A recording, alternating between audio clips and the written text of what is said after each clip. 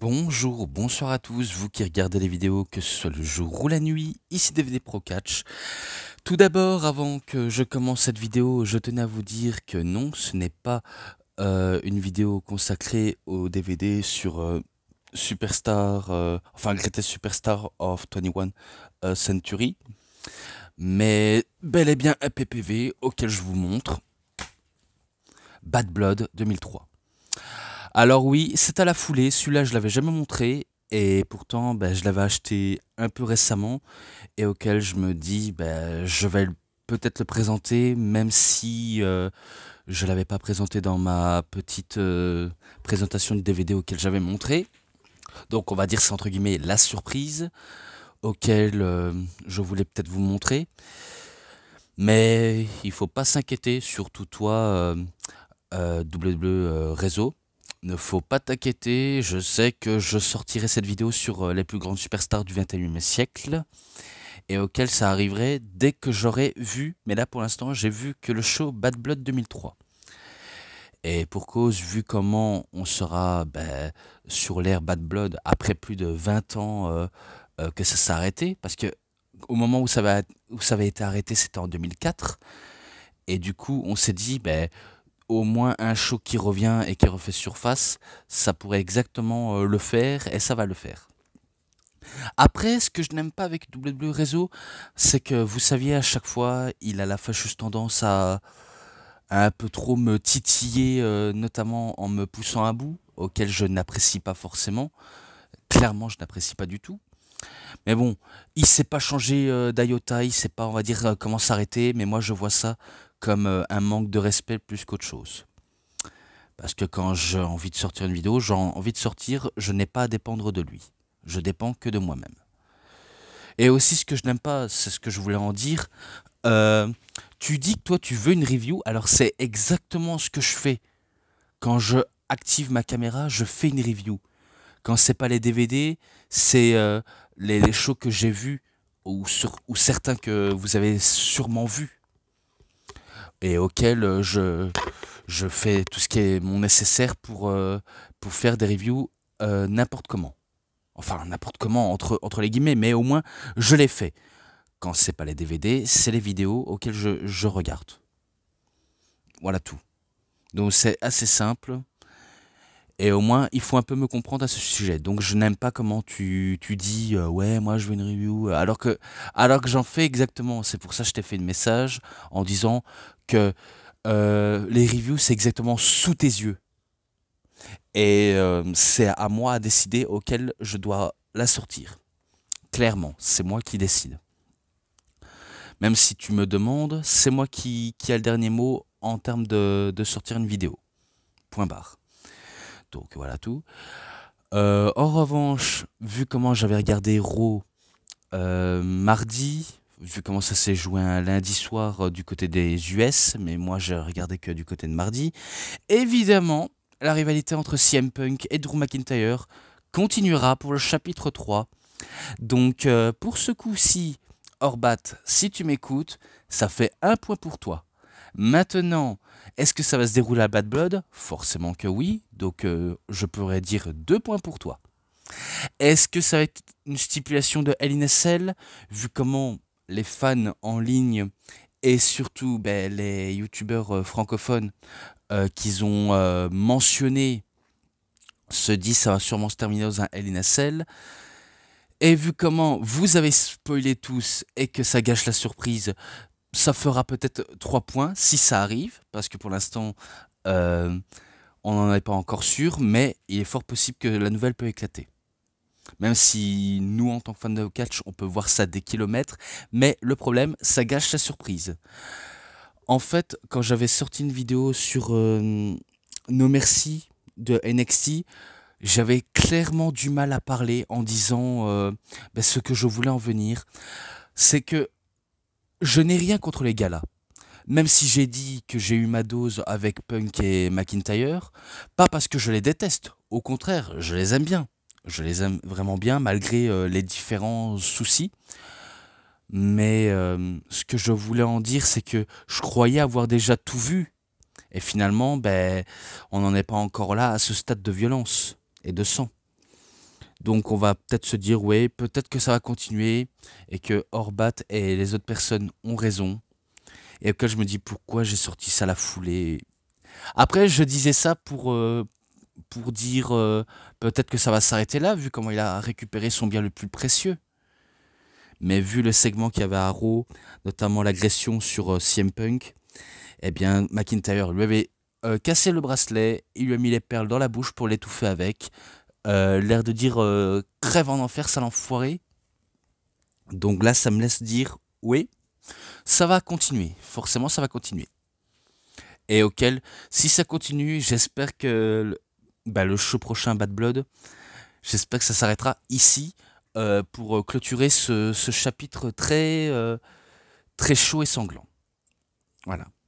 Et après, il y avait des news auxquelles j'ai vu sur Catch News, notamment le licenciement de Odyssey Jones par rapport aux agressions domestiques, apparemment, et que ce plan qui était adressé à Kofi, Xavier et Odyssey Jones allait mener à la séparation du New Day.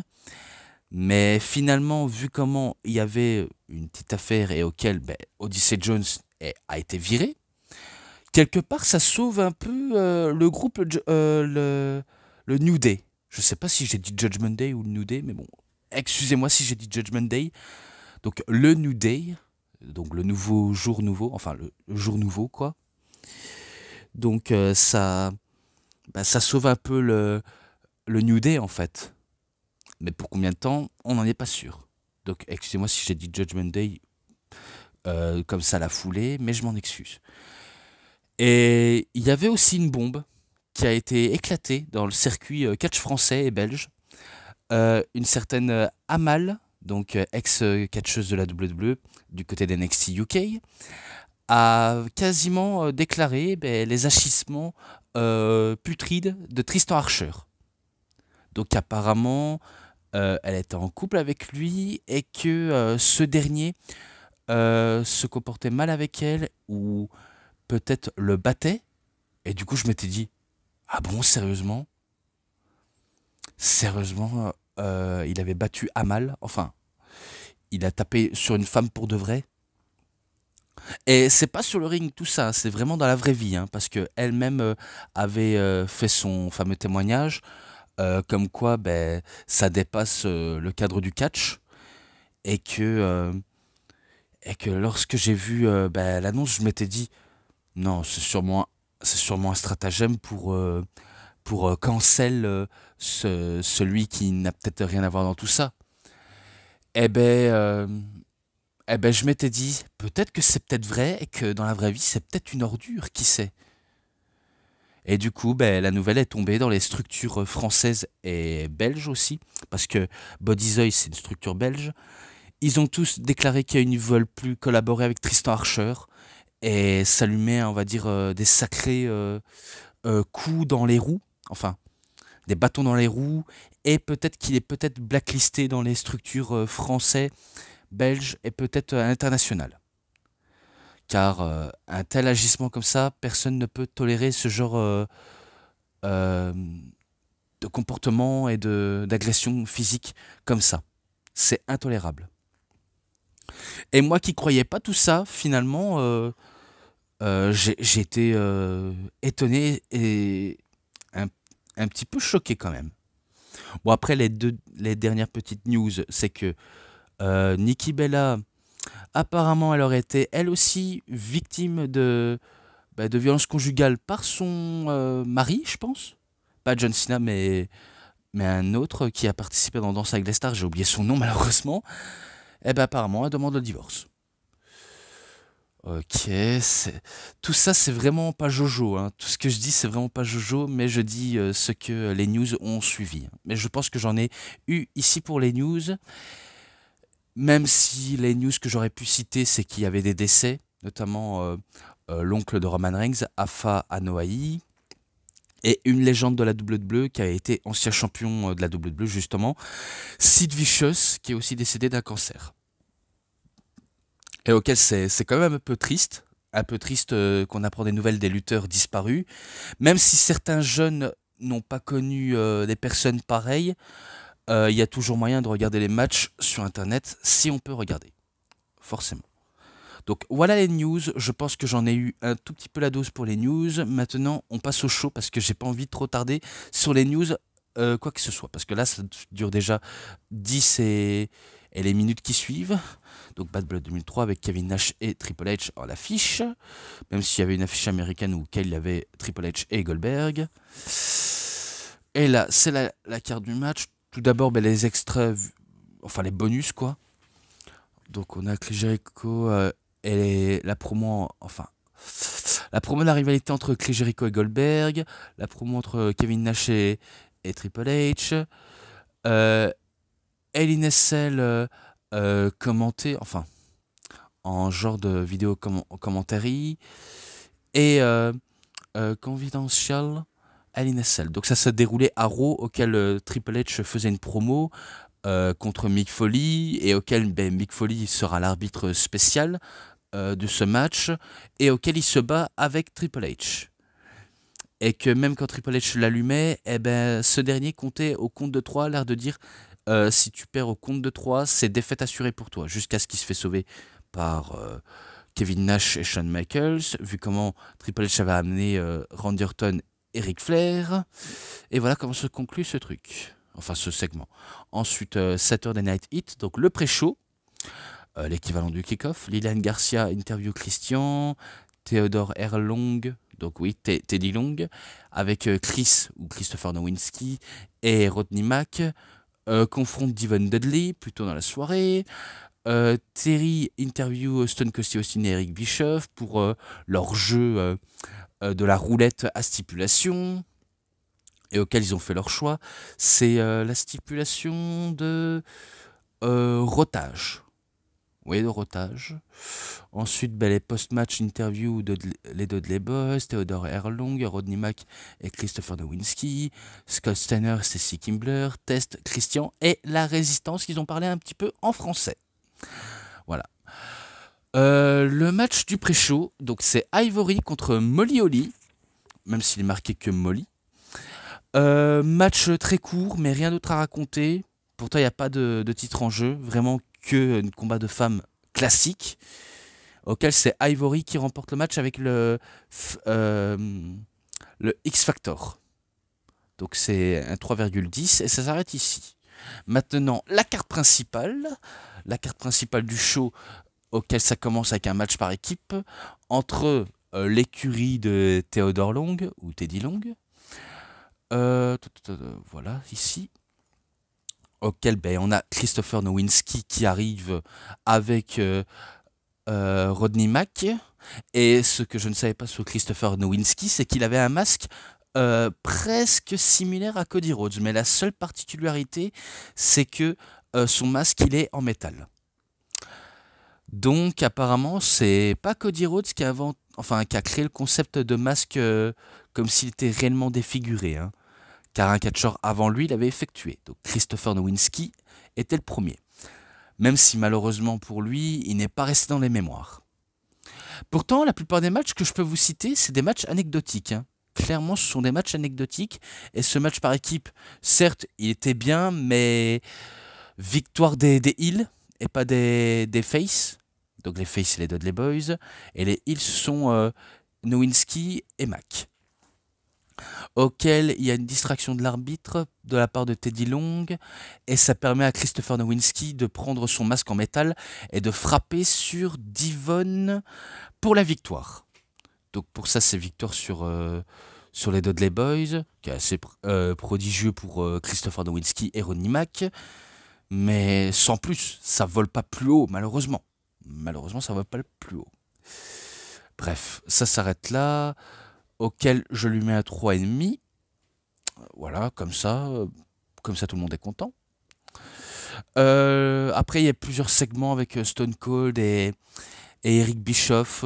Mais ça, peut-être que je pourrais vous le citer dans le segment auquel ils vont avoir un match. Mais malheureusement, le match là auquel je pourrais vous citer, c'est un match comédique. Donc tout ça, ce sera dans ce match-là. Donc entre Stone Cold et Eric Bischoff. Le match suivant, c'est de Big Papa Pump, Scott Steiner et Test. Le gagnant obtiendra les services de management de Stacy Kimbler. Vu comment il était noté sur Wikipédia et auquel j'ai bien compris. Tout commence dans l'entrée. Donc, Scott Steiner fait son entrée comme à son habitude, avec les gros biceps les plus gros du monde, alors que Test, accompagné par Stacy Kimbler, mais même qui n'est pas de son côté, à Stacy Kimbler, elle arrive également, et au moment où elle passe dans les cordes, sachez que Scott Steiner, il avait l'habitude de laisser passer la jante féminine quand lui, il baisse la corde pour mieux, lui, en tant que pervers assez, on va dire, crédible, je sais pas d'autre nom à dire, de mater son boule. Et c'est ce qu'il faisait, même si ça ne plaît pas du tout à Test, qui dit non, non, non, fais pas cette entrée-là, je veux pas qu'il te mate ton postérieur. Et du coup, ça mène au ratage de Scott Steiner qui voulait faire un coup d'avant-bras derrière le dos de Test, mais malheureusement, il s'est planté et il est tombé par terre. Et du coup, ça a raté sa chute. Donc j'ai clairement vu, il a quasiment raté. Hein. Bon, après, c'était un ratage qui n'est rien de grave, clairement rien de grave. Ça aurait pu être pire, mais là, ça n'a pas du tout été pire. Mais en revanche, dans le match-là, il y avait deux prises auxquelles j'ai cru, mais les gars, ils vont se tuer. Enfin, Scott Steiner, il avait l'habitude de faire des belly to belly over the head suplex. Et du coup, il va l'effectuer sur Test. Et je pense que c'est Test qui ne s'est pas lancé assez loin pour effectuer le mouvement correctement. Du coup, j'ai cru que sa tête allait se planter au sol. Et j'étais... Oh, putain, ça c'est chaud ça. Ou encore l'autre moment auquel il devait l'attraper au moment du passe-passe et de je pars en bas, je saute en l'air. Eh bien, suite à ce Power Slam, j'ai cru que ça allait encore suivi une catastrophe. Clairement une catastrophe. Même si ce match-là aussi est anecdotique.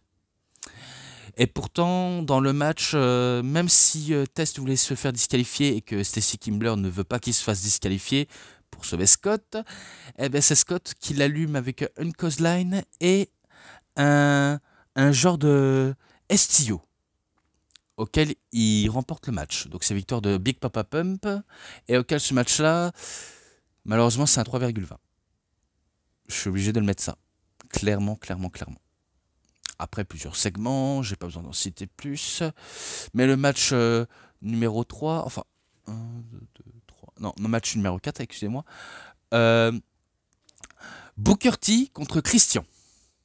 Donc oui, Booker T contre Christian pour le titre intercontinental.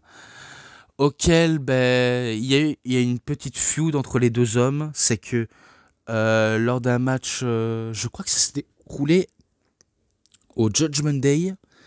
Pas le groupe, hein, mais vraiment le show. Hein, parce qu'avant, c'était un show, pour les jeunes qui n'auront pas compris. Tout ce que je sais, c'est que il y avait une bataille royale auquel c'était peut-être Booker T qui devait remporter le match, mais vu comment l'arbitre était sonné et ne pouvait pas voir la validation, Christian, il a profité du système pour être encore dans le match et pour mettre KO Booker T jusqu'à ce que l'arbitre revienne, enfin les arbitres reviennent prendre connaissance, que c'est exactement Christian qui remporte le match plus le titre. Et du coup, voilà comment reviennent en main cette rivalité. Qui fut courte et anecdotique, mais qui est plutôt bon entre les deux catcheurs. Clairement bon. Et pourtant, c'est l'occasion pour Booker T de se venger pour cet affront, de faire tout ce qui est dans son pouvoir pour récupérer un titre intercontinental. C'est ce qu'il a voulu faire, mais qu'au moment où il dominait le match, notamment en utilisant ce coup de pied en ciseaux, Christian part et il s'échappe avec le titre. Et au moment où l'arbitre compte soi-disant au compte de 10, mais sauf qu'il va pas aller jusqu'au compte de 10, il va aller jusqu'à 6, eh bien, il prend le micro en disant « Si tu ne viens pas dans le ring jusqu'au compte de 10, sache que tu perds également le titre. » Donc, en gros, on sait que dans un match un match entre guillemets normal, si jamais ben, on perd le match à l'extérieur du ring, notamment on conserve le titre, mais là c'est l'arbitre qui a quasiment changé le déroulement du match en disant si tu perds par des comptes extérieurs, tu perds le titre. Et du coup, ben, il a préféré de rappliquer rapidement au ring jusqu'au compte de 9 et de repartir à l'extérieur, de prendre le titre et de frapper sur Booker T. Donc il se fait disqualifier, Christian, et c'est victoire de Booker T. Donc là, bien sûr, il fait préciser à l'arbitre. Et si je fais ça, tu vas pas me faire perdre le titre. Quand même pas.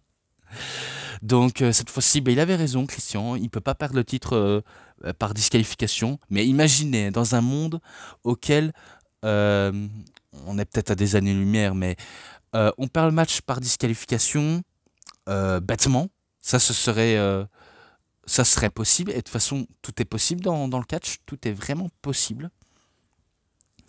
Bon, malgré que le match était bien, euh, les disqualifications, je n'apprécie pas forcément. À part quand ça peut être utile pour raconter une histoire. Clairement pour raconter. Mais bon, j'en suis sur ma fin. C'est un 3,50 malgré la disqualification. Voilà tout. Voilà, je poursuis encore. Mais cette fois-ci, pour le match pour les titres du monde par équipe de la WWE du côté d'Euro. La Résistance, auquel au début ils ont effectué une promo aux côtés de Jonathan Coachman ou alors aux côtés d'Al Snow. Non, je crois que c'est plutôt aux côtés de Jonathan Coachman, auquel ben, ils étaient là pour prendre de la hit, pour, si je crois bien, tacler les Américains, pour que les gens chantent USA, USA, USA, tandis que l'un des deux, donc Sylvain Grenier ou René Dupré, cite leur soi-disant président protecteur amusant George W. Bush, donc l'ancien président des États-Unis, et auquel eux, ils veulent consacrer leur victoire à leur président de la France, de la République, monsieur Jacques Chirac. Donc, ils ont cité deux présidents personnalités différents. Donc, un qui est américain et l'autre qui est français, même si c'était à l'époque en 2003. Même si on sait que la résistance ne sont pas français pour de vrai. On sait qu'ils sont canadiens, québécois. Mais auquel ça fait un peu plaisir d'entendre quelques mots en français et de citer une personnalité française. Donc c'est assez plaisant, tout simplement. Imaginez, ils auraient cité Nicolas Sarkozy, ils auraient cité François Hollande ou Emmanuel Macron. Imaginez s'ils auraient fait ce genre de discours. Peut-être que ça n'aurait pas passé auprès des Américains qui ne comprennent pas du tout, mais nous, envers les francophones, on sait de quoi ils veulent en venir. Bien évidemment. Donc le match a eu lieu, mais cette fois-ci avec un concept assez différent, vu comment Rob Van Dam, il veut compter sur Kane, mais Kane est en train tout doucement basculer du côté des vilains. Et que il avait un peu abandonné Rob Van Dam lors d'un précédent affrontement entre la Résistance et Van Dam. Et du coup, ben, Van Damme, il est sur l'incompréhension en disant mais pourquoi tu fais ça? Je croyais que tu étais mon partenaire. Il faut que tu sois à mes côtés, vu comment on forme une équipe assez, assez comment dire, atypique, mais qu'on s'entend très très bien. Donc, gros, fais ce qu'on te demande. Enfin, fais ce que je te demande, même si j'ai pas d'ordre à te donner. Donc le match était sympa, même si elle fut courte. Et que c'était pas mauvais du tout. Même quand Van Damme prenait l'avantage et que la résistance était en train de dominer aussi, eh bien, il cherchait de l'aide de la part de Kane pour faire le comeback. Bien sûr, il effectue Kane, mais après, par la suite, il va abandonner Rob Van Damme. Hein. Vu comment le reste du match, ce sera la résistance qui vont battre Rob Van Damme et Kane. Vu comment le travail à deux et l'absence totale de Kane. Donc c'est victoire de René Dupré et de Sylvain Grenier qui remportent les titres par équipe. Donc ils pourront dire ouais ce sont les premiers Français à devenir champions par équipe, même si ce n'est pas du tout le cas. Ce n'est qu'une gimmick avant tout. Donc voilà. C'est un 3,50 également. Je départage aussi, je le mets ça. Un 3,50 qui reste plaisant. Voilà tout. Ensuite, le match suivant, c'est un match qui dépasse, on va dire, l'autre côté des frontières de WWE, vu comment leur petite rivalité s'était déroulée à la WCW entre Bill Goldberg contre Chris Jericho. Alors, dans le contexte, je sais que je l'avais déjà dit à plusieurs reprises, mais il faut savoir, c'est que leur petite rivalité mène un peu à leur querelle qu'il y avait entre les deux. Parce que lorsqu'ils étaient tous les deux à la WCW, certes, Goldberg était une immense star, malgré l'inexpérience auquel il pouvait aborder. Mais il était une top star parce qu'il était champion des États-Unis. Et un coup qu'il avait été champion des États-Unis, il avait été champion du monde poids lourd de la WCW, jusqu'à se consacrer que aux catégories poids lourds, et auxquelles il triomphe les matchs, les victoires. Alors que Jericho, il était cantonné à la mid-card, notamment du côté de Cruiserweight, auquel il avait un look comique, un peu niais, malgré le talent qu'il avait. Jusqu'à ce qu'il décide de partir de la WCW pour aller à la WWE pour devenir un main eventer, une star, une vedette. Et auquel, ben, est-ce que les rôles sont inversés? Je ne pense pas. À tel point que ça a mené à leur querelle en coulisses, vu comment Goldberg avait un peu parlé mal de Jericho, et que ils étaient tous les deux venus en main, mais dans la vraie vie, apparemment, Jericho, il aurait maîtrisé Goldberg pour éviter qu'il se fasse, on va dire, rentrer dedans, mais il avait contrôlé. Et du coup, c'est assez étonnant, en sachant que Jericho est un peu plus petit, pas très fort que Jericho, qui arrive quand même à maîtriser Goldberg, hein, un gros bébé de char d'assaut. Hein. Même si ça rime pas du tout, mais je l'ai dit quand même. Bon, après, les tensions, ils sont apaisées en coulisses, mais ça a mené une histoire à la télévision, notamment en rivalité, auquel les deux veulent en venir aux mains. Et ça, à titre personnel, je préfère vous dire, c'est ce Jericho que je préférais. C'était à la bonne vieille période auquel j'aimais bien Chris Jericho. Parce qu'à l'heure actuelle, je sais que certaines personnes, notamment à la EW, demandent please retire, s'il te plaît, prends ta retraite. T'as assez trop fait, t'as assez trop dit, t'as rien d'autre à raconter, rien d'autre à combattre. Il faut que tu t'arrêtes là, même s'il veut pas écouter. Ah, qu'est-ce que je regrette ce Jericho là. Qu'est-ce que je regrette. Par contre, excusez-moi si vous entendez du bruit, hein, parce que souvent dans mon micro on entend du bruit, notamment des chiens. Mais là c'est un truc qui se passe, je sais pas ce que c'est. Hein. Mais bon, c'est pas grave. Mais sinon le match était bien, même si ça passe pas les 3,50. Hein. Le match était vraiment très bien. Bon après, avec peu de trucs à sortir de Goldberg, tandis que Jericho tente à chaque reprise de sauver sa peau.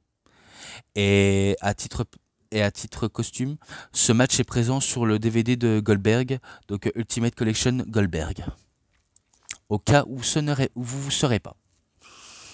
Donc dans le match, certes, Jericho il tente de sauver sa peau, essaie de subir le moins de dégâts possible, même s'il subit des prises. Il y avait une prise de judo, il y avait une grosse prise à portée de la part de Goldberg. Et au moment où il se réfugie à l'extérieur, eh bien, Goldberg lui fait un spear, mais sauf que Chris Jericho se retire et ça permet à Goldberg de se manger une barrière qui le fait ouvrir le crâne et auquel Jericho va en profiter pour profiter de la naïveté nature de Goldberg en essayant de le soumettre avec un Walls of Jericho, un Lion Saut, mais ça ne passe pas et ça prend pas ses fruits. Jusqu'à ce que Goldberg, malgré qu'il ait sonné, il s'en relève tout de même. Il allume Jericho en utilisant des grosses prises, en tentant un spear et un jackhammer et en remportant le match. Donc clairement, c'est Goldberg qui remporte le match face à Chris Jericho. Auquel ça s'arrête là. C'est un 3,40 que je lui avais mis et auquel, voilà, ça passe. Ça passe. Maintenant, match qui est aussi présent dans un DVD d'un catcheur de Shawn Michaels. My Journey, mon parcours de Shawn Michaels. Donc ce match est présent entre Ric Flair contre Shawn Michaels, affrontement. et auquel ben, c'était un bon match, même si la rivalité tournait autour de ben, l'idole qui affronte le fan. Donc le fan, c'est Shawn Michaels, et la star populaire, c'était Ric Flair. Vu comment je me rappelle des promos, notamment de Ric Flair et de Shawn Michaels, auquel ben, Michaels, il parle avec le cœur, il veut que retrouver son idole d'antan, à devenir son idole tout simplement, notamment à faire équipe, à combattre aux côtés de lui contre les injustices, notamment en essayant de se retourner contre Triple H, auquel ça avait été un fiasco, même s'il avait dit des bons compliments en disant que pour lui et pour toujours, ce sera toujours le meilleur catcheur au monde. Et que Flair, il avait un sacré longueur d'avance pour duper Shawn Michaels en disant, en le faisant rappeler que il restera toujours the dirtiest player in the game, donc euh, le, le joueur tricheur le plus fourbe du circuit, le Nature Boy, pour battre l'homme, il faut battre l'homme, etc., etc. Alors que Shawn Michaels, lui, il parle avec le cœur en disant qu'il n'était qu'un petit garçon lorsqu'il avait découvert ses matchs de catch, mais maintenant il se rend compte qu'il n'a plus de compassion pour Flair, vu comment il va affronter HBK, donc HBK, le showstopper, des headliners, donc l'idole, le main event, Monsieur WrestleMania en personne, et qu'il va lui mettre une sacrée rouste. C'est tout ce que je me rappelle en termes de promo. Et en match, mais ça a commencé avec du pur catch, donc de chain wrestling, et auquel les deux se faisaient des accrochages, tout simplement, jusqu'à ce que Flair sort anathème et Michaels des grosses claques. Ça poursuit encore, encore et encore dans le match. Que des grosses prises, que des prises auxquelles ils peuvent s'envoyer tous les deux mutuellement. Même s'il y avait des tentatives de switch and music et tentatives de figure 4 leadlock de la part de Ric Flair, ça ne passe pas forcément. Mais à un moment donné dans le match, Shawn Michaels il sort une table et auquel il veut placer Ric Flair justement. Eh bien, il a vu Randy Orton arriver, il lui fout un switch and music qui envoie faire dodo The Legend Killer. Et ça permet de encore mener son attaque sur Ric Flair et de faire un genre de splash sur la table, auquel la douleur au dos pour Ric Flair est intense, vu comment il a terriblement mal au dos suite à l'impact, et qu'il veut le retourner au ring, même s'il y avait un ref bump au moment où il le ramène dans le ring. Enfin, au moment où il ramène dans le ring, Ric Flair, il fait un double share shot sur Earl Hebner plus sur Shawn Michaels, même si Michaels revient en force avec ses manœuvres habituelles, donc les fameux allez, coups de poing mexicains, saut carpé, body slam, descente du coude, switch and music, et à la foulée, Randy Orton, il arrive avec une chaise et il assomme Michaels avec une chaise et qui place Ric Flair sur Shawn Michaels, auquel ça permet à Ric Flair de remporter le match. Donc, vous avez compris, victoire de Ric Flair. Ce match-là, je lui avais mis un 4,5, vu comment je trouvais que les deux étaient excellents sous le ring. Très excellent. Bon, après, cette note n'était pas là par hasard, vu comment je l'avais déjà noté dans le DVD précédent, auquel je vous avais déjà cité.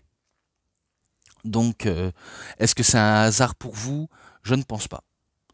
Mais au moins, victoire de Flair. Et maintenant, le match auquel je vais poursuivre, et avec les segments auxquels je vais aussi venir, c'est que au tout début de la soirée, on peut se dire Stone Cold Steve Austin et Eric Bischoff nous ont fait des segments assez hilarants et assez drôles durant toute la soirée.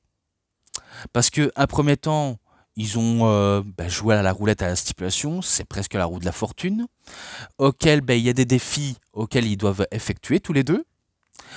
Le premier défi, si je ne me trompe pas, c'était un défi sur qui ferait le plus gros row. Donc en gros, un concours de renvoi, un concours de qui fait des rows assez énormes. Et vu comment Stone Cold Steve Austin avait bu des bières précédemment, eh bien, ça pourrait me dire que c'est sûrement lui qui va remporter ce petit concours. Mais Bischoff aussi a du répondant, hein, parce qu'il avait fait aussi un énorme Raw. Et quand c'était Stone Cold qui avait sorti, les deux premiers Raw étaient assez faibles jusqu'à ce qu'il nous en sort une énorme. Et à tel point, j'ai cru, je me dis, oh là là, j'espère qu'il va pas vomir au moment où il effectue un Raw. Parce que tout est possible. Du coup, mais la première confrontation, mais c'est victoire de Stone Cold. La deuxième, c'est, si je me trompe pas, c'est de embrasser une femme. Et pas une fan du public, hein. Une femme des coulisses, hein. Vu comment Bischoff lui fait le tour de visite guidée dans les coulisses, auquel il y avait des nanas qui regardaient ça d'ici la télévision, les vieilles télévisions qu'on avait à la bonne vieille période, et auquel il s'est dit, ok, je sais quoi m'attendre, et je sais que toi, tu sais quoi t'attendre. Même si Bischoff, il était confiant en disant, ouais, je sais quoi m'attendre avec ça, je sais quoi m'attendre, je pourrais faire ça les doigts dans le nez. Donc c'est ce qu'il pensait, vu comment le deuxième défi, c'était embrasser une femme en plein centre du ring. Même si Stone Cold était co-général manager de Raw, on dirait qu'il faisait tout son pouvoir pour humilier son co-général manager, compère, auquel c'est Eric Bischoff. On dirait qu'il faisait tout pour l'humilier, vu comment en disant, en revanche, ce ne sera pas des jolies nanas auxquelles tu vas embrasser, mais plutôt une personne âgée. Et du coup, cette personne âgée se montre, et il s'agit bien sûr de Mae Young, sous bien sûr l'entrée de Fabulous Moolah. Donc bien sûr, Bischoff, il est désabusé, il est dégoûtant en disant, non mais t'es pas sérieux, je vais quand même pas embrasser cette vieille chose. C'est comme si j'embrasserais ma mamie, tu te fous de moi. Et à un moment donné, bien sûr, Mae Young a fait genre la mamie chaudasse, cougar, ce que vous voulez, en lui touchant un peu partout à Eric Bischoff, même s'il dit, ne me touche pas la vieille, et me touche pas le cul, t'as compris? Oh putain. Donc, ouais, j'ai pas su m'empêcher de rigoler, vu comment c'était divertissant, malheureusement. C'était divertissant. Et, euh, et Stone Cold lui fait un ultimatum en disant, ah bon, tu veux pas embrasser Mae Young? Eh ben, puisque tu veux pas, ben, reconnais ta défaite et j'obtiens encore un point. Bien sûr, Bischoff dit, non, non, non. Non, non, je vais pas te donner la victoire si facilement. Je vais te prouver à quel point j'ai quelque chose dans le froc. Je vais le faire. Et du coup, ben, il embrasse Mae Young totalement dégoûté. Donc il est dégoûté, Eric Bischoff. Et à un moment où il se retourne dans le coin pour essayer de se cracher tout ce qui est pas, on va dire, net pour lui, vu comment il venait d'embrasser une mamie, eh ben cette mamie chaudasse lui fout un coup de pied dans les boules.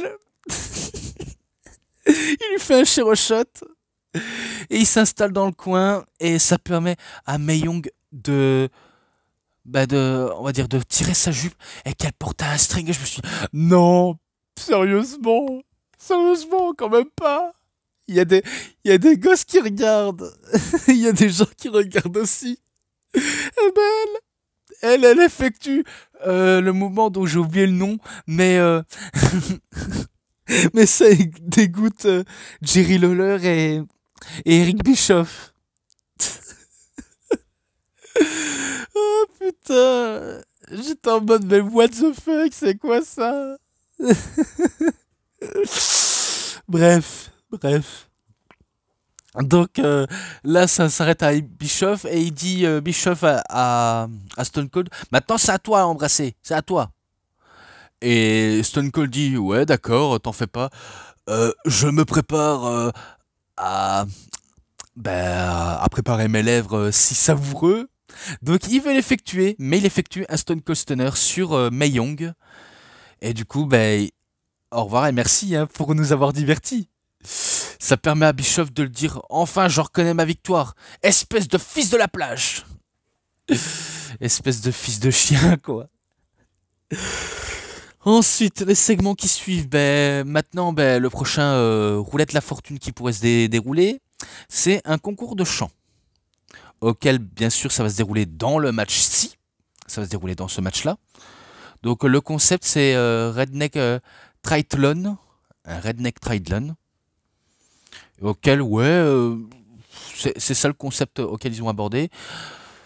Donc, bien sûr, Bischoff, il arrive et il dit, en se vantant que, vu comment il est prêt à chanter sa chanson à lui et que vous allez découvrir c'est quoi le talent d'un vrai chanteur. Donc du coup, la musique se lance, mais au moment où la musique se lance et que Bischoff euh, il commence à ouvrir la bouche, en vérité, il ne ouvre pas la voix en fait. En gros, il fait semblant de chanter. Et du coup, les gens et Stone Cold l'ont remarqué et il dit attends, coupez cette putain de musique, coupez cette foutue musique. Attends, t'es sérieux? Tu te fous pas un peu de notre gueule? C'est ça que t'appelles ça chanter? On n'a même pas entendu ta voix. Donc, recommence, parce que là, on peut pas valider ce genre d'escroquerie. Donc, cette fois-ci, Bischoff l'effectue en disant ah, tu veux entendre ma voix? Très bien, tu vas l'entendre. Donc, il effectue sa chanson, mais cette fois-ci, on entend uniquement sa voix, et il dit oh, arrête ça, c'est catastrophique pour mes oreilles. Tu casses les oreilles à tout le monde. Ferme ta gueule. Et en revanche, attendez, je vais vite revenir. Donc voilà, je continue mon avancée sur cette petite feud en disant, bien sûr, Stone Cold il dit non, arrête de chanter, c'était nul. Tu sais quoi? Moi, je ne vais pas chanter du tout, vu comment tout le monde l'a déjà entendu. Je chante comme un mec bourré qui a le cancer de la gorge, donc je vais pas effectuer. Donc, t'as gagné ce petit défi de chansons nettes complètement nulles. Mais maintenant, à mon tour de jouer, vu comment je vais choisir la stipulation auquel je vais choisir, eh bien, il a choisi euh, l'enclos de merde à cochon. Donc, vu comment il y avait un petit enclos près de l'entrée des catcheurs, enfin, en dessous de l'entrée des catcheurs, eh bien, il s'est dit, maintenant, on va choisir ça. Et, et Bischoff, il était outré en disant, non, mais tu vas pas me faire ça, tu vas... Non, mais je vais quand même pas aller dans l'enclos, tu rigoles, ça sent mauvais. Et, euh, et bien sûr, Stone Cold dit, c'est les règles du jeu, c'est moi qui choisis. Donc, vu comment on va bien rigoler, je vais faire mon entrée et on va se battre directement. Bien sûr, c'est un comedy match, hein, c'est un comedy wrestling auquel, bien sûr, Eric Bischoff ne peut rien faire face à Stone Cold, vu comment Stone Cold l'allume, il allume, jusqu'à aller dans l'entrée et de l'envoyer Bischoff dans l'enclos au cochon, auquel il ressort avec plein de boue, plein de merde, et que même les cochons étaient effrayés de Bischoff de lorsqu'il est venu. Donc ça laisse la victoire à Stone Cold Steve Austin, auquel ce match n'en est pas un. Et pour raison, ce match-là, entre guillemets, je le mets à 2,70. 70 si vous préférez. Et voilà comment se conclut en sirotant à la défaite de Eric Bischoff en buvant des bières. Voilà. Donc ça s'arrête là. Maintenant, le main event dans un Hell in a Cell match pour le titre du monde poids lourd de la WWE, avec comme arbitre spécial Mick Foley contre... Enfin, Mick Foley contre... Non, l'arbitre spécial c'est Mick Foley, mais avec Triple H contre Kevin Nash. Deux anciens meilleurs amis qui veulent venir aux mains. Vu comment leur affrontement ça s'est déroulé quand Nash était revenu pour aider son ami Shawn Michaels, et bien sûr auquel il avait fait équipe avec Michaels et Booker T, auquel il avait perdu le match. Ils se sont affrontés à Insurrection, mais il a perdu le match. Et maintenant, ils s'affrontent à Bad Blood. Et auquel ça va se conclure cette rivalité-ci. Le match était brutal entre les deux hommes, très brutal, à tel point que même si Nash avait l'avantage au début, Triple H, il avait des atouts. Vu comment il pouvait, on va dire, chuter à tout moment Kevin Nash, notamment en utilisant des coffres à outils, un petit marteau, un tournevis. Bref, il a tout tenté, même si ça n'a passé pas envers Kevin Nash, même s'il vendait une blessure au genou suite au petit coup de marteau qu'il s'est mangé. Il a tout fait pour éviter le tournevis, même si parfois à tout moment ils ont allumé l'arbitre spécial du match, Mick Foley. Ils ont allumé Mick Foley en plein match. Hein. Donc à chaque fois il y avait des multiples ref bumps. Kevin Nash finissait en sang, Triple H aussi a fini en sang, même l'arbitre spécial a fini en sang, et auquel, même s'il a fini en sang, ben, il était quand même prêt à se battre contre Triple H, notamment en utilisant son Monsieur Socko, mais il se fait tirer dessus dans les bijoux de famille. Ça permet à Triple H d'utiliser sa massue et de frapper Kevin Nash avec, même si Nash a tout fait pour éviter la massue, éviter de se défendre, mais même si c'était fait allumer par un petit caisse en carton, il se fait quand même allumer par Triple H, vu comment il se mange un sledgehammer et suivi d'un pedigree, et ça amène au compte de 3 de l'arbitre. Donc c'est victoire de Triple H qui conserve son titre et qui bat son ancien meilleur ami en fêtant avec l'évolution, et voilà comment se termine. Voilà tout. Donc ce match-là, aussi, je lui avais mis un 4,5, vu comment il était dans le coffret de Hell in a Cell, les plus grands matchs de Hell in a Cell de tous les temps, et auquel ça se conclut ici. Donc voilà tout. J'ai tout dit sur ce show Bad Blood 2003, et auquel, les matchs, les bonus, les segments, les promos, les interviews et l'ensemble, je le mets à 3,70, ou 70 si vous préférez. Donc je pense que ça peut convenir. Je pense, hein, j'en suis pas sûr, mais je pense. Mais au moins, c'était un vrai kiff. Un vrai kiff. Et auquel je décide de conclure ici. Donc c'est tout pour cette vidéo de review. C'était DVD Pro Catch. J'espère que ça vous aura énormément bien plu. Et si vous avez aimé cette vidéo de review, vous savez ce qu'il vous reste à faire.